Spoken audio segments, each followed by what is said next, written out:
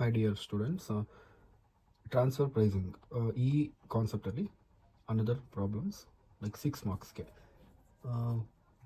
ನಿಮಗೆ 12 ಮಾರ್ಕ್ಸಿಗೆ ಕಾಲೇಜಲ್ಲಿ ಮಾಡಿಸಿದ್ದೀನಿ. ಅದೇ ಥರ 6 ಮಾರ್ಕ್ಸಿಗೆ ಮಾಡಿಸಿರಲಿಲ್ಲ. ಸೊ 6 ಮಾರ್ಕ್ಸಿಗೆ ಪ್ರಾಬ್ಲಮ್ ಈ ಥರ ಕೊಟ್ಟರೆ ಯಾವ ಥರ ಮಾಡಬೇಕು ಅಂತ. ಸೊ 6 ಮಾರ್ಕ್ಸಿಗೆ ಯೂಶ್ವಲಿ ನಿಮಗೆ ನೋಡಿ ಇಷ್ಟೇ ಕೊಡ್ತಾರೆ. ದಿ ಟ್ರಾನ್ಸ್ಫರ್ ಪ್ರೈಸಿಂಗಲ್ಲಿ your company fixes the inter divisional transfer price ಅಂದರೆ inter departmental transfer price for its product on the basis of cost plus, ಅಂದರೆ ಕಾಸ್ಟ್ ಪ್ಲಸ್ ಬೇಸಿಸಲ್ಲಿ ಅವರು ಫಿಕ್ಸ್ ಮಾಡ್ತಿದ್ದಾರಂತೆ. ಕಾಸ್ಟ್ ಪ್ಲಸ್ ಅಂತ ಕೊಟ್ಟರು ಅಂದರೆ ಟೋಟಲ್ ಕಾಸ್ಟ್ ಎಷ್ಟಾಗುತ್ತೆ ಪ್ಲಸ್ ನಮಗೆ ಡಿಸೈರ್ಡ್ ಪ್ರಾಫಿಟ್ ಅಂದರೆ ರಿಟರ್ನ್ ಆನ್ ಇನ್ವೆಸ್ಟ್ಮೆಂಟ್ ಎಷ್ಟು ಬರುತ್ತೆ ಅದೆರಡು ಸೇರಿ ಟ್ರಾನ್ಸ್ಫರ್ ಪ್ರೈಸನ್ನು ಫಿಕ್ಸ್ ಮಾಡ್ತವ್ರಂತೆ. ಹಾಗಾಗಿ ನಾವಿಲ್ಲಿ ಈ ಪ್ರಾಬ್ಲಮಲ್ಲಿ ಕಾಸ್ಟ್ ಪ್ಲಸ್ ಅಂತ ಬಂದ ತಕ್ಷಣ ಕಾಸ್ಟ್ ಎಷ್ಟು ಟೋಟಲ್ಲು ಆ ಪ್ರಾಡಕ್ಟ್ಗೆ ಮತ್ತು ರಿಟರ್ನ್ ಆನ್ ಇನ್ವೆಸ್ಟ್ಮೆಂಟ್, ನಾವು ಆ ಪ್ರಾಡಕ್ಟಿಗೆ ಹಾಕೋಂಥ ಇನ್ವೆಸ್ಟ್ಮೆಂಟ್ಗೆ ಎಷ್ಟು ರಿಟರ್ನ್ ಬರುತ್ತೆ ಪರ್ ಯೂನಿಟ್ಗೆ ಅದೆರಡು ಸೇರಿಸಿ ನಾವು ಟ್ರಾನ್ಸ್ಫರ್ ಪ್ರೈಸಿಂಗ್ ಅಂತ ಕಂಡುಹಿಡಿತೀವಿ ಅಂತ ಇವರೇ ಹೇಳ್ತವ್ರೆ. ಅಂದರೆ ಕಾಸ್ಟ್ ಪ್ಲಸ್ ಟ್ರಾನ್ಸ್ಫರ್ ಪ್ರೈಸಿಂಗ್ ಮಾಡ್ತೀವಿ ಅಂತ. ಸೊ ಹಾಗಾಗಿ ನಾವು ಅದನ್ನು ಕಂಡುಹಿಡಬೇಕು. ಆ ರಿಟರ್ನ್ ಆನ್ ಇನ್ವೆಸ್ಟ್ಮೆಂಟಿಂದ ಡಿವಿಷನ್ ನೋಡಿ ಹೇಳಿದ್ದಾರೆ, ಕಾಸ್ಟ್ ಪ್ಲಸ್ ಆ ರಿಟರ್ನ್ ಆನ್ ಇನ್ವೆಸ್ಟ್ಮೆಂಟ್ ಇಂದ ಡಿವಿಷನ್. ಸೊ ಹಂಗಾಗಿ ನಾವಿಲ್ಲಿ ROI ಕಂಡುಹಿಡಿಬೇಕು, ಅದ್ರ ಜೊತೆ ಟೋಟಲ್ ಕಾಸ್ಟ್ ಕಂಡುಹಿಡಬೇಕು. ಅವೆರಡೂ ಕೂಡಿದ್ರೆ ನಮಗೆ ಟ್ರಾನ್ಸ್ಫರ್ ಪ್ರೈಸ್ ಬರುತ್ತೆ ಈಸಿ. ಓಕೆನಾ? ಈಗ ಬಜೆಟ್ ಕೊಟ್ಟಿದ್ದಾರೆ ಅವರು ಈ ಒಂದು ಎ ಅನ್ನೋ ಪ್ರಾಡಕ್ಟಿಗೆ 2024-25 so fixed asset 5 lakh, current assets 3 lakh, ಡೆಟಾರ್ಸ್ 2 lakh, annual fixed cost for the division 8 lakh. ಇಷ್ಟು ಇದೆ ಅವ್ರದ್ದು ಬಜೆಟು. ಅದ್ರ ಜೊತೆ variable cost per unit of product, ಒಂದು ಯೂನಿಟ್ಗೆ ವೇರಿಯಬಲ್ ಕಾಸ್ಟ್ ಎಷ್ಟಾಗ್ತಿದೆ ಅಂತ ವೇರಿ ಆಗ್ತಿದೆ, 10 ರೂಪಾಯಿ ಆಗ್ತಿದೆ. ಅದೇ ಥರ ಬಡ್ಜೆಟೆಡ್ ವಾಲ್ಯೂಮ್ ಅಂದರೆ ಟೋಟಲ್ ಬಡ್ಜೆಟೆಡ್ ವ್ಯಾಲ್ಯೂಮ್ ಎಷ್ಟು 4 lakh. ಆ್ಯಕ್ಚುಲಿ ಇದು ಯೂನಿಟ್ಸ್ ಆಗಬೇಕು. ಬಡ್ಜೆಟೆಡ್ ವ್ಯಾಲ್ಯೂಮ್ ರುಪೀಸ್ ಅಲ್ಲ, 4 lakh ಬಡ್ಜೆಟೆಡ್ ವ್ಯಾಲ್ಯೂಮ್ಸ್. ಓಕೆನಾ? ಡಿಸೈರ್ಡ್ ಅಂದರೆ ಇಷ್ಟು ಪ್ರಾಡಕ್ಟ್ 4 lakh ಯೂನಿಟ್ಸ್ನ ರೆಡಿ ಮಾಡ್ತಿದ್ದಾರಂತೆ. Desired return on investment ROI ಅಂದರೆ 28%. ಇವರು ಎಷ್ಟು ಇನ್ವೆಸ್ಟ್ ಮಾಡಿದಾರಲ್ಲ ಅದಕ್ಕೆ ರಿಟರ್ನ್ ಆನ್ ಇನ್ವೆಸ್ಟ್ಮೆಂಟ್ 28% ಬರಬೇಕು ಅಂತ ಹೇಳಿದ್ದಾರೆ. Determine the transfer price for the division A. ಇಷ್ಟೇ ಇಲ್ಲಿ ಕೊಟ್ಟಿರೋದೇನು, ಕಾಸ್ಟ್ ಪ್ಲಸ್ ಪ್ರೈಸಿಂಗ್ನ ಕಂಡುಹಿಡಿಯಿರಿ. ಅಂದರೆ cost plus on the basis of cost plus ನಾವು ಟ್ರಾನ್ಸ್ಫರ್ ಪ್ರೈಸಿಂಗ್ ಕಂಡುಹಿಡಬೇಕು. ಇಲ್ಲಿ ಏನೇನು ಕನ್ಸಿಡರ್ ಮಾಡಬೇಕು ಅಂದರೆ ಟೋಟಲ್ ಕಾಸ್ಟ್ ಮತ್ತು ROI ಅವೆರಡನ್ನು ಕೂಡಬೇಕು. ಸೊ ನಾವೀಗ ಟೋಟಲ್ ಕಾಸ್ಟ್ ಕಂಡುಹಿಡಿಯೋಣ, ಅದ್ರ ಜೊತೆ ರಿಟರ್ನ್ ಆನ್ ಇನ್ವೆಸ್ಟ್ಮೆಂಟ್ ಕಂಡುಹಿಡಿಯೋಣ. ಸೊ ಈಗ determination of the total cost. ಈ ಟೋಟಲ್ ಕಾಸ್ಟ್ನ ಹೆಂಗೆ ಕಂಡುಹಿಡ್ತೀವಿ ಅಂದರೆ total cost is equal to fixed cost plus variable cost. So total cost is equal to fixed cost plus variable cost. ಈಗ ನಾವು fixed cost ಏನೇನಿದೆ ನೋಡ್ಕೋಬೇಕು. ಟೋಟಲ್ ಕಾಸ್ಟ್, ಫಿಕ್ಸ್ಡ್ ಕಾಸ್ಟ್ ಕ್ವಶನಲ್ಲಿ ಇದೆಯಾ? ಫಿಕ್ಸ್ಡ್ ಅಸೆಟ್ ಇದೆ, ಬೇಡ ನಮಗೆ ಕಾಸ್ಟ್ ಬೇಕು. ಸೊ ಕರೆಂಟ್ ಅಸೆಟ್ ಇದೆ, debtors. Annual fixed cost for the division 8 lakh. So 8 lakh annual fixed cost ಸಿಕ್ತು. ಆದರೆ ನಮಗಿಲ್ಲಿ ಪರ್ ಯೂನಿಟಿಗೆ ಬೇಕು.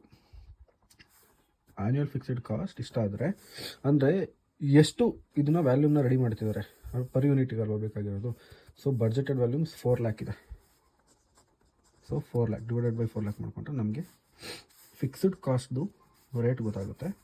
8 lakh ಡಿವೈಡೆಡ್ ಬೈ 4 lakh ಅಂದರೆ 4 1 4 2 2 ಫಿಕ್ಸ್ಡ್ ಕಾಸ್ಟ್ ಸಿಕ್ತು. ಪ್ಲಸ್ ವೇರಿಯಬಲ್ ಕಾಸ್ಟ್ ಅವರೇ ಕೊಟ್ಬಿಟ್ಟಿದ್ದಾರೆ. Variable cost 10.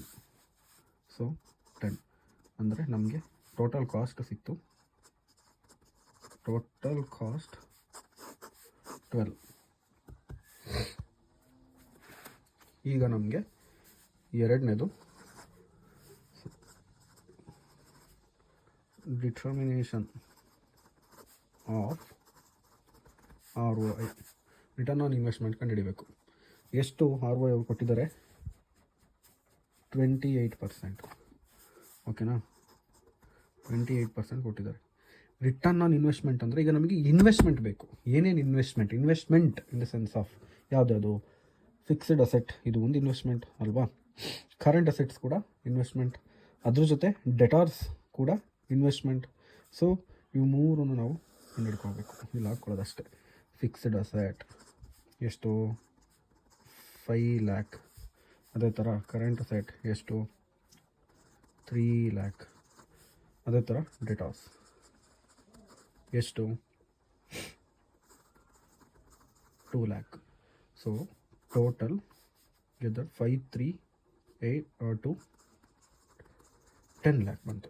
ಸೊ 10 ಲ್ಯಾಕಿಗೆ ನಮಗೆ ನಾವು ಕೇಳ್ತಾರೆ ನಮ್ಮದು ಟೋಟಲ್ ಇನ್ವೆಸ್ಟ್ಮೆಂಟ್ ಇದು.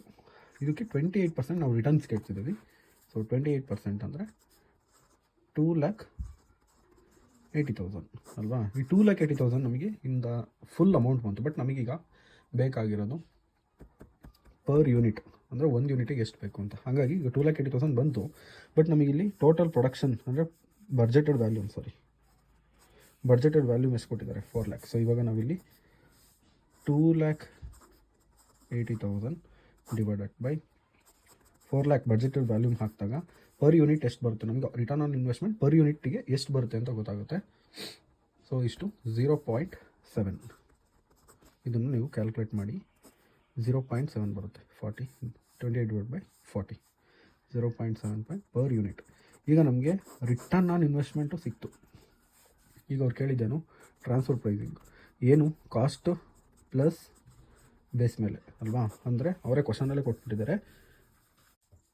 ಕ್ವಶನಲ್ಲಿ ಏನು ಹೇಳಿದ್ದಾರೆ, inter departmental transfer price for its product on the basis of cost plus a return on investment. So ಹಾಗಾಗಿ ಇವಾಗ total cost plus ROI, total cost ಎಷ್ಟು 12 ಪ್ಲಸ್ ರಿಟರ್ನ್ ಆನ್ ಇನ್ವೆಸ್ಟ್ಮೆಂಟ್ ಎಷ್ಟು 0.7. So 12.7 is your transfer price. ಇಷ್ಟೇ answer, ಏನಿಲ್ಲ. ಇನ್ನೊಂದ್ಸತಿ ಹೇಳ್ಬಿಡ್ತೀನಿ, question ಕೊಟ್ಟಿರ್ತಾರೆ ನೋಡ್ಕೋಬೇಕು. 6 ಮಾರ್ಕ್ಸಿಗೆ ಇಷ್ಟ ಕೊಡೋದು, ಬೇರೆ ಏನು ಕೇಳಲ್ಲ.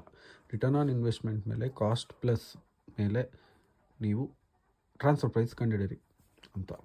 ಏನಕ್ಕೆ ಅಂತ ಅಂದರೆ, ಇವರೇನಾದರೂ ಸಪೋಸ್ ಈ ಇನ್ವೆಸ್ಟ್ಮೆಂಟ್ನ ಅವ್ರು ಹೊರಗಡೆ ಮಾಡಿ ಮಾರಿದಿದ್ರೆ ರಿಟರ್ನ್ ಆನ್ ಇನ್ವೆಸ್ಟ್ಮೆಂಟ್ ಎಷ್ಟು ಬರ್ತಿತ್ತು, 0.7 ಬರ್ತಿತ್ತು. ಅಂದರೆ 1 ರೂಪಾಯಿಗೆ 0.7 ರುಪೀಸ್ ಅಷ್ಟು ಬರ್ತಿತ್ತು.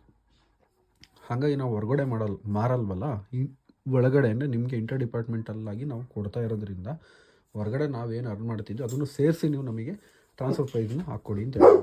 ಹಾಗಾಗಿ ಟೋಟಲ್ ಕಾಸ್ಟ್ ಎಷ್ಟಾಗುತ್ತೆ, 12 ರೂಪೀಸ್ ಆಗುತ್ತೆ ಟೋಟಲ್ ಕಾಸ್ಟ್ ಹೆಂಗೆ ಕಂಡುಹಿಡಿತೀವಿ ಅಂದರೆ fixed cost plus variable cost. ಇಲ್ಲಿ ಫಿಕ್ಸ್ಡ್ ಕಾಸ್ಟ್ ಅವ್ರು ಡೈರೆಕ್ಟಾಗಿ ಕೊಟ್ಟಿಲ್ಲ. ಫಿಕ್ಸ್ಡ್ ಕಾಸ್ಟ್ನ ಬರೀ ಆ್ಯನ್ಯುವಲ್ ಫಿಕ್ಸ್ಡ್ ಕಾಸ್ಟು, ಇಲ್ಲಿ ವೇರಿಯಬಲ್ ಕಾಸ್ಟ್ ಯೂನಿಟ್ ರೇಟ್ ಕೊಟ್ಬಿಟ್ಟವ್ರೆ. ಹಾಗಾಗಿ ನೀವು ಫಿಕ್ಸ್ಡ್ ಕಾಸ್ಟ್ನ ಅವರು ರುಪೀಸಲ್ಲಿ ಕೊಟ್ಟವ್ರೆ, ನೀವು ಯೂನಿಟಾಗಿ ಕನ್ವರ್ಟ್ ಮಾಡ್ಕೋಬೇಕು. ಹಾಗಾಗಿ ಟೋಟಲ್ ಫಿಕ್ಸ್ಡ್ ಕಾಸ್ಟ್ ಎಷ್ಟು 8 ಲ್ಯಾಕ್. ಅದು ಟೋಟಲ್ ಬಡ್ಜೆಟೆಡ್ ವ್ಯಾಲ್ಯೂಮ್ ಎಷ್ಟು 4 lac. So 8 lac divide by 4 lac, ನಿಮಗೆ 2 ರೂಪೀಸ್ ಫಿಕ್ಸ್ಡ್ ಕಾಸ್ಟು ಯೂನಿಟ್ ಗೊತ್ತಾಗುತ್ತೆ ಪರ್ ಯೂನಿಟ್. ಸೊ ಹಂಗಾಗಿ 2 + 10 12. ಅದೇ ಥರ ರಿಟರ್ನ್ ಆನ್ ಇನ್ವೆಸ್ಟ್ಮೆಂಟ್ ಗೊತ್ತು ನಿಮಗೆ, ಮಾಡಿದ್ದೀರಾ. ಬಟ್ ಇದರಲ್ಲಿ ಎಲ್ಲಿ ಕನ್ಫ್ಯೂಸ್ ಆಗುತ್ತೆ, 2,80,000 ಬರುತ್ತೆ. ಬಟ್ ಇದನ್ನು ನೀವು ಮತ್ತೆ ಇಲ್ಲಿ ಯೂನಿಟ್ ಕಂಡುಹಿಡ್ಕೋಬೇಕು. ಯೂನಿಟಿಗೆ ಕಂಡುಹಿಡಿಯೋದೇನಿಲ್ಲ, 2,80,000 ಡಿವೈಡೆಡ್ ಬೈ ಬಡ್ಜೆಟೆಡ್ ವ್ಯಾಲ್ಯೂಮ್ ಎಷ್ಟಿದೆ 4 ಲ್ಯಾಕ್ ಯೂನಿಟ್ಸ್. ಅದು ಮಾಡಿದ್ರೆ ಯೂನಿಟ್ ಬರುತ್ತೆ. Finally 12 + 7 is 12.7 is your transfer price. ಇಷ್ಟೇ ಪ್ರಾಬ್ಲಮ್. ಇಷ್ಟು ಮಾಡಿದ್ರೆ ನಿಮಗೆ 6 ಮಾರ್ಕ್ಸ್.